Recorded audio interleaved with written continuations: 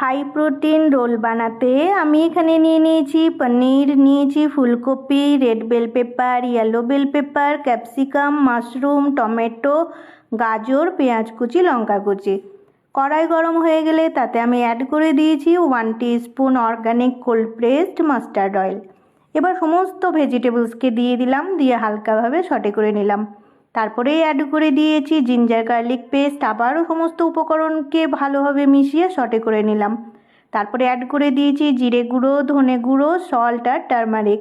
আবার সমস্ত উপকরণকে ভালোভাবে মিশিয়ে নিলাম। বারে বারে লিড দিয়ে ঢেকে দেবার কারণে সবজিগুলো নরম হয়ে গেছে, জল ছেড়ে দিয়েছে। এবারে অ্যাড করে দিয়েছি পনির দিয়ে আবার হালকাভাবে সটে করে নিলাম। তারপরে অ্যাড করে দিয়েছি গরম মশলা গুঁড়ো আর অরিগ্যানো। ব্যাস তৈরি হয়ে গেল হেলদি টেস্টি স্টাফিং। এবার আগে থেকেই ঘরে তৈরি করা গমের রুটির মধ্যে আমি ধনেপাতার চাটনি স্প্রেড করে দিয়ে মাঝখানে পনিরের স্টাফিংটা স্প্রেড করে দিয়েছি আর গোলভাবে জড়িয়ে রোল তৈরি করে নিয়েছি। ব্যাস তৈরি হয়ে গেল healthy tasty high protein role.